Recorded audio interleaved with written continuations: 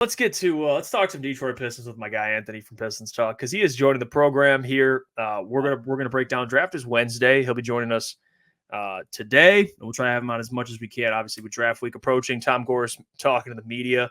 Hey, you got to watch out for that traffic. You know that traffic in Detroit, very vicious. It'll get been you down there, never been in traffic. But you know, that was also when I was in traffic. There was one time it was like 5, 6 o'clock. This press conference started at 3, so I'm just throwing that out there. But let's get on Anthony in here. Let's get his thoughts on it. Please welcome to the show, Pistons Talk, and my good friend Anthony. What's going on, Anthony? What's up, fellas? How are we? Good. Heard you guys talking about traffic. No hugs or threading the needle yet, but let's get into it. Yeah, sorry, Anthony. We can't offer you a 4 a.m. hug. It is not on the menu today, but I will tell you this, Anthony. Wednesday. Lot going on. All right. Trajan Langdon has his hands full, and I'm not just talking about full with Tom Gores. I'm talking about with the actual NBA draft. All right. There's a lot to get into. We'll get to the coaching stuff in a little bit here, but I want to ask you, at least at this point, it's Monday, June 24th. We did literally a whole lottery rotating picks, and we talked a little bit about prospects, but is there anybody that you're specifically, or at least a couple guys that you're looking for the Detroit Pistons as perfect fits? Because we know Trajan Langdon mentioned in the presser that they might not stay put at 5. Yeah, that's kind of like the $1 million question. Where are they going to be picking at? Assuming they're going to be picking at 5. What I've heard a lot is Matas Pizelis out of the G League Ignite. I think that would be a lock for the Pistons at 5. Other players, Dalton Connect, Ron Holland, Donovan Clingan, if he slips. You're going to get a quality player at 5 if you do stay there, Jeff. Yeah, and Anthony, kind of looking before 5, do you think there's a team that can really disrupt what the Pistons have going on in their board? Is there a team that is looking at similar prospects, and if they take it, you think could really alter Langdon's board? I think the one team that I'm really curious about is Houston. Even that's not really their pick. That's Brooklyn's pick from the James Harden trade. And, they got the 3rd overall pick. But Houston is the one team where I'm really curious to see if they keep the pick. There's been lots of talk about them possibly trading out of that pick. There are reports that they might target Reed Shepherd. That's another guy. If he does fall at 5, I think the Detroit Pistons would be excited if he was at 5. But Houston is that one team where I'm looking at that could disrupt their board. And I want to ask you this too, at least for me, when I talk about some of the prospects that are ideal, we look at 3-and-D guys, and I know Cody Williams we've talked about as well. And I know Easy was mentioning he had like a list of prospects he's most interested in. What about Cody Williams? Because he's a guy that's kind of been floating around to that 8 to 10 range. If they trade back, is that a guy who could potentially be there at that spot, or you think he's someone that's going to continue to rise up the draft boards as a good 3-and-D guy, someone that and also brothers with a very good player in Jalen Williams? There's a possibility Cody Williams goes top 5, Jeff. There's no guarantee Cody Williams is going to be down there. From people that I've talked to that are way smarter than me that cover the NBA draft, they would not be surprised if Cody Williams goes as high as 4 to the Spurs or as high as 5 to the Pistons. But I think Cody Williams, if you get past the injuries, you get past the low shooting volume, this is a guy that is just a freak nature, just pure alpha, just athletic wing that you like, 6'8", 7'1" wingspan, loves to play in transition, can shoot it a little bit. But I don't think there's any guarantee he's there if you do want to trade back if you're the Pistons. And that's the $1 million question. Oh, my bad, Jeff. Go ahead. No, continue. That's the $1 million question, whether they stay put or not. I would say, kind of going off that, Anthony, if they were to move up, what do you think they would have to give up in order to do so? Do you think it'd be a Jalen Duren or a Jaden Ivey, or do you think it'd be a player that maybe isn't so more impactful, but they're giving up more draft assets? But I don't think that's the logical thing to do for this team, is giving up more draft assets. Isaiah Stewart. Oh, beef. We'll move up drafts. I don't think the draft's worth it, Anthony, but if they might be trading Isaiah Stewart. Artists if they were to trade up, to your point, I don't think they go Duren. I don't think they go Ivy Asar. Or Cade Cunningham for that matter. There's some people in the city talking crazy about Cade. Just want to get that off my chest. But I honestly think there isn't a player in the Pistons core that is worth trading up to 5 in this draft class. It just kind of tells you, like, I don't like to say that this draft class is weak. There's just not a bona fide superstar that people are hyping up. There's a lot of good players in this lottery, but if you go outside the lottery, the drop off in talent really isn't like that severe. Like they're very comparable if you look at guys that are around that 15 to like 20 range. I don't know if this is true. Muted up there. I don't know. I don't know if this is true. All right, and I saw this. I'm just asking you because you'd know this. Is it true that there's prospects that aren't willing to work out for the Pistons? There is some truth to that. Given they don't have a head coach, there was a very short list of confirmed workouts. I'm trying to remember. I know Cody Williams was one, Modest Pizzelis was one, TJ Salong from Gillette was one, another French prospect, and Jacoby Walter out of Baylor was one. And that was kind of the list. And the other guys that they worked out aren't even projected to be draft picks. They're guys that are probably going to be undrafted for free agent pickups that you could maybe sign on two ways or kind of fill out your G League team. So it's kind of weird, kind of when you look at the pre-draft workouts with the Pistons, who they're working out kind of gives you an indication of like what they think of this upcoming draft, Jeff. Yeah, I mean, there's Alex Sarr. He's just like, yeah, I'm good. I don't want to go to Atlanta. It's like, has Alex Sarr been to Magic City? I mean, go to Magic City, get some lemon pepper wings. I guarantee you he's going to want to go number one. That's weird. Wants to be the franchise player in Washington. Hey, to each his own. But I'll ask you this, Anthony. Any player that you think would be a sleeper for the Pistons in terms of could potentially fall, or a player that's selected at 5 or trading back and selecting that Pistons fans aren't talking about enough at this point? I think for a sleeper, if you want to trade back, Khalil Ware out of Indiana is a stretch big that I think more people, once they watch the tape, they'll see like the upside there. The only concern with him is like really motor issues. And if you're not really worried about that, that's a guy that you could draft. A guy that I talked about with you, Deron Holmes. Yep. I think he's going to rise up this draft. He's just way too good, way too talented. Tristan Da Silva out of Colorado, even though he's around 22, 23, they shouldn't really scare you. Just kind of that prototypical, 3-4, if you will, kind of like what Simone Fontecchio plays. I think those are some of the players that you could look at as possible sleepers if you want to trade down. In terms of like in the top 5, I don't really think, Jeff, you could say there are any sleepers in the top 5. No. It's kind of given this draft class, but I mean, I'll give you a name. TJ Salong could go as high as 5 out of Gillette. It would not surprise me. Yeah, he's someone you've been mentioning a lot. I've seen more and more Pistons fans talk about him too, in terms of just the upside there. I'll ask you, with the coaching search still going on, and they've interviewed Sean Sweeney, who had former tie. He's been a part of the Pistons organization for a couple of years. JJ Redick is already gone. He did his press conference today with the Lakers. That was interesting. I'll watch that if you have some free time. Talking to people in the chat. But another person who's been rumored the most, James Borrego. Kenny Atkinson was hired by the Cleveland Cavaliers. And here's my thing with James Borrego. I don't necessarily hate the hire because I understand why. I understand the why. Offensive mind. Going back with Charlotte, some would say overperformed given the roster he had at the time. Was with New Orleans. They had a really productive offense, like Sean Murphy late, and he's really good at that stuff. And he played it out on Twitter. I've seen Pistons fans talk about it as well.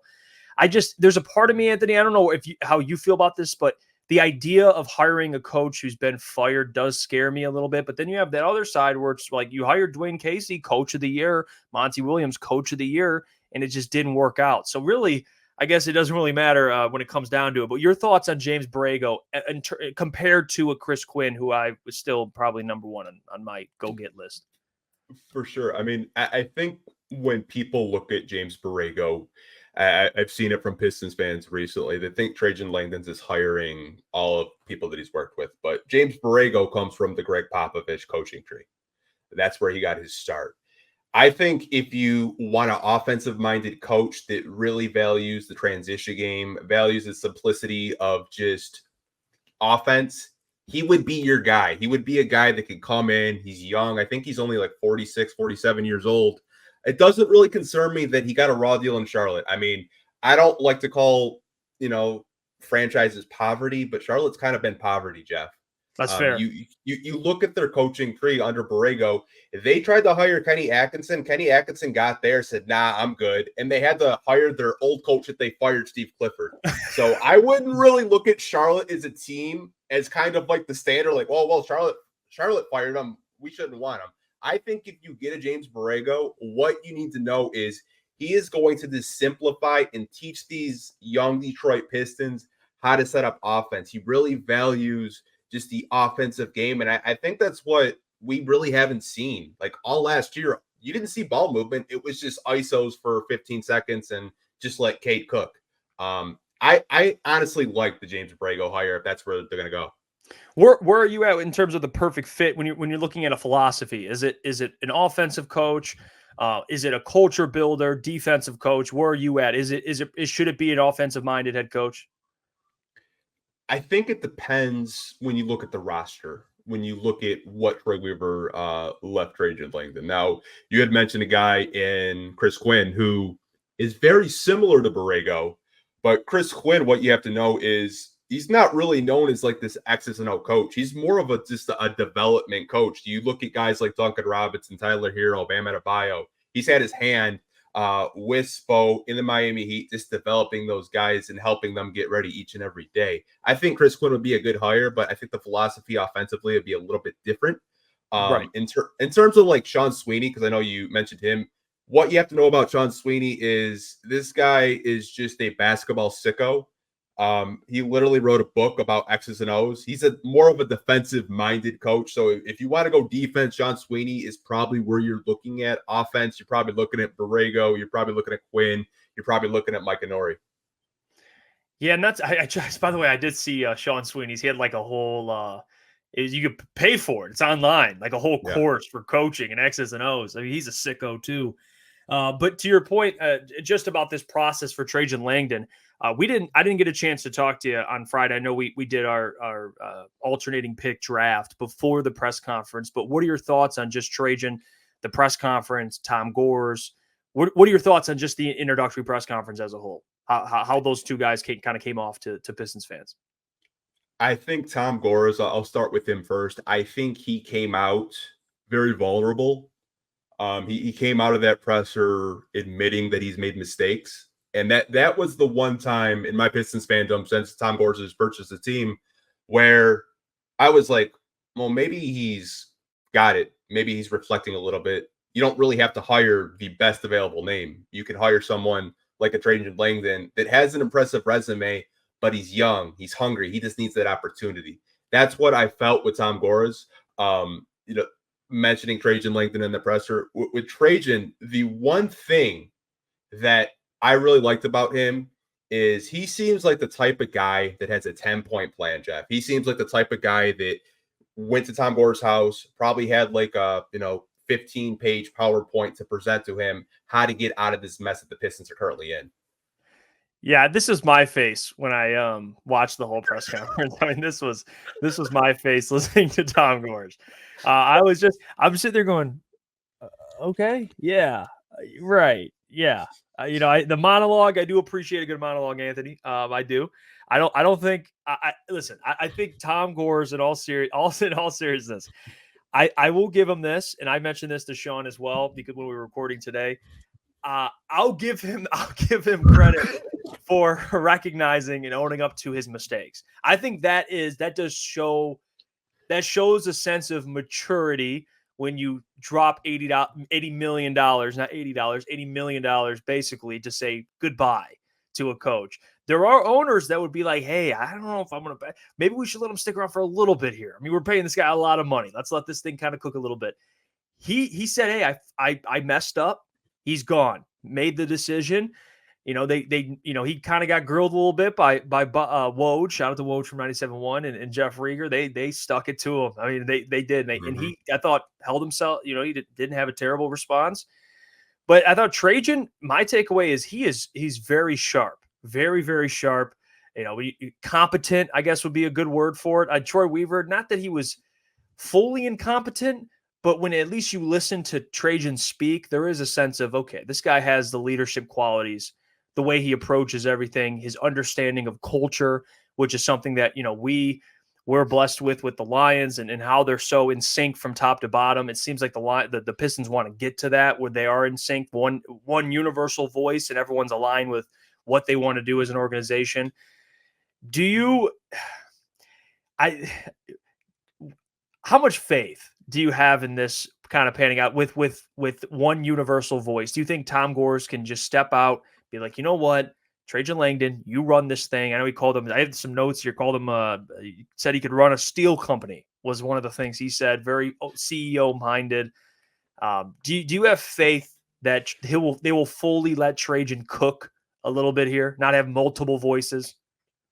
I do, given where the franchise is currently at.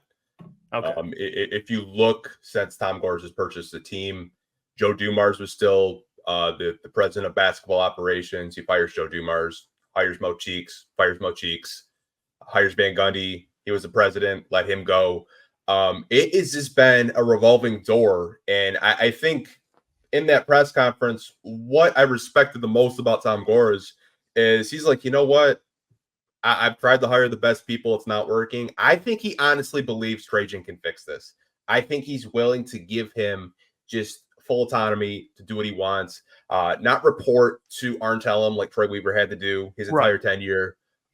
There's not going to be any, four decision makers, because that's what the Pistons basically had, four decision makers while Troy Weaver was here. Troy Weaver, when it does get out, because it is going to get out, because I know he did take in a senior advisor role with the Wizards today. When it gets out what he went through in Detroit, I think some people are going to be really upset and pissed off. Yeah. What do you mean by that, Anthony? Troy literally had, I'm not breaking any news, Troy had no autonomy to do what he wanted. If he wanted to trade for a player, had to go to Arntelem. If he wanted to do anything, had to go to Arntelem. Arntelem is the vice chairman. He's a part owner. So when Tom Gores isn't in town, Arntelem's calling the shots. So Troy really couldn't do what he wanted here. We really don't know what his vision may be.